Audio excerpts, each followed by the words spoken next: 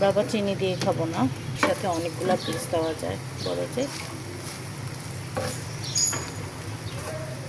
এদিকে কচুর কোড়াটাও রান্না শেষ, কিন্তু যে কমলার মা সালাদ কাটতেছে, আলু কাটবে। আর আমরা ওই দিন কচু খেয়ে মজা পাইছি, ওই কচুটা আবার আনা হয়েছে, মুরগি কাটবে। কচুটা খোলো, কচুর সাইজটা দেখি। কচুর নাম না জানা কচু, নাম তো আছে আমি জানি না আর কি। কচুরটা ভালোই লাগছে খেয়া, এই জন্য আজকে আবার আনাইলাম। এই যে সালাদ কাটতেছে, আর ওখানে পেঁয়াজ মরিচও কাটা হয়েছে, সব রেডি করতেছে আর কি। এই যে আজকের নাস্তা হচ্ছে আমাদের বনরুটি।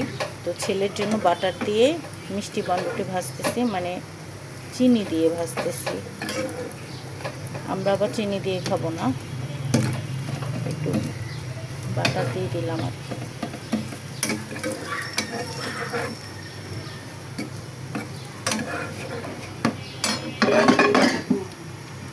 বুঝি নাই, ওই যে ওদিনকার মতো 4 টুকরা করো। আর এই যে ওই কচুগুলো আজকে আবার আনা হয়েছে, কমলার মা কাটছে। এরকম কইরা করছো, 4 টুকরা করলেই তো হইতো, এদিক থেকে 2 টুকরা এদিক থেকে 2 টুকরা, শুধু শুধু কাজ বাড়াইতেছে। যেমনি খুশি তেমনি করো, আমার সমস্যা নাই, সেদ্ধ করব মতো এগুলা।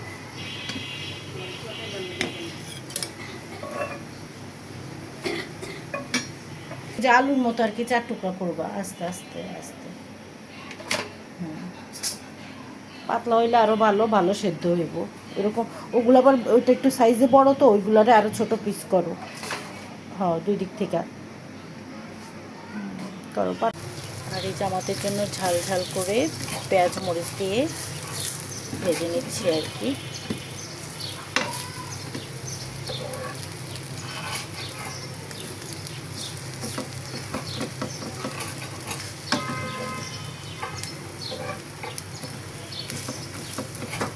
এই ফ্রাই প্যানটাতে করলে সুবিধা কি, একসাথে অনেকগুলো পিস দেওয়া যায় বড় যে।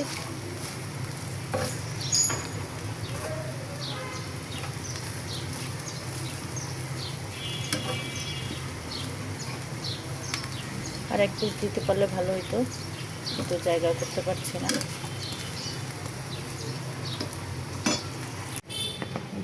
লাস্টের এক পিস বাকি। মায়ের তো এদিকে কুটা বাছা শেষ, কচু কাটা শেষ, মুরগি কাটতেছে, তারপরে অন্য কাজ করতে।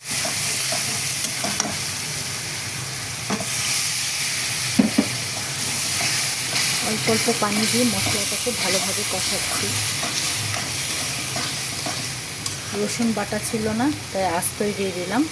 রসুন খুব সহজেই গলে যায়, চিন্তার কোনো কারণ নেই।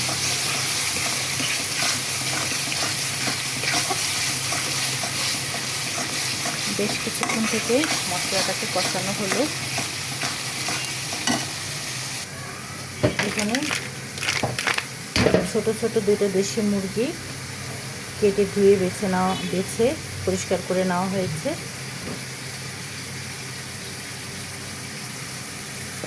এখন এগুলো দিয়ে দিচ্ছি।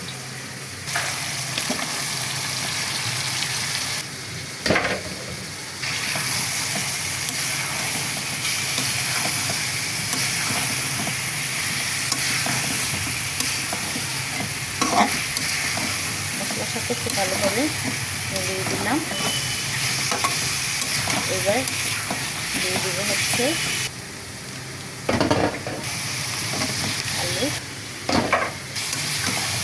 আলু মুরগি দিয়ে একত্রে কষিয়ে নেব।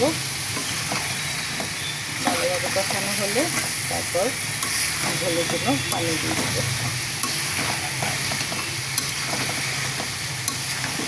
তো কিছুক্ষণ ঢেকে রাখবো, চুলার আঁচটা কম করে।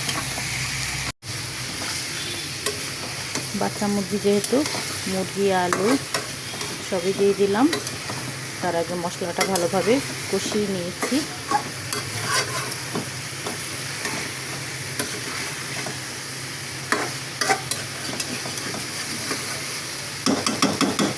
আর এইদিকে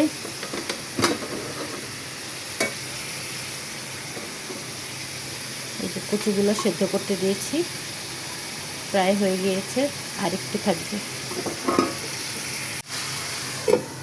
ঢেকে দিলাম। চুলার আঁচটাও কম করে দিলাম। একটু লেবু শরবত করে নিলাম। লেবু শরবতটা খাবো। কী যে গরম আর কী যে ঘাম, বলার বাইরে, কাজ করতেই পারছি না। আর এই যে এখানে মশলা কষিয়ে নিয়েছি কচুগুলা রান্নার জন্য, কচুগুলা ভুনা করব। আর এখানে মুরগি কষানোর পর, মুরগি আলু কষানোর পর ঝোল দিয়ে দিলাম। রান্নাটা হয়ে গিয়েছে। বাচ্চা মুরগি তো বেশি সময় লাগে নাই।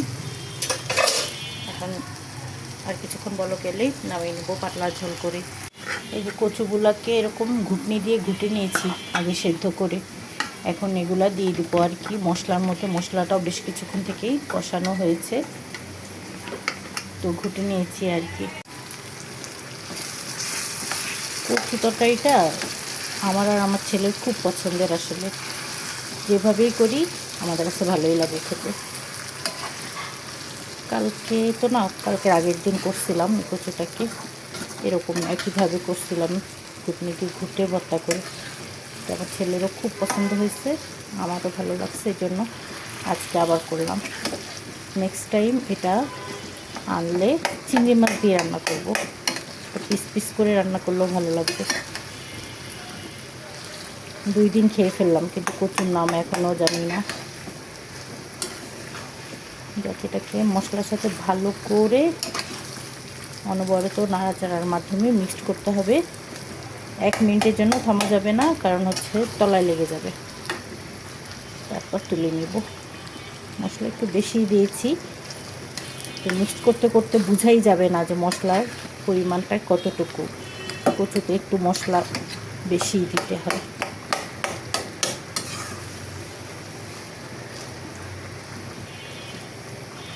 আজকে টক কিছু মেশাবো না।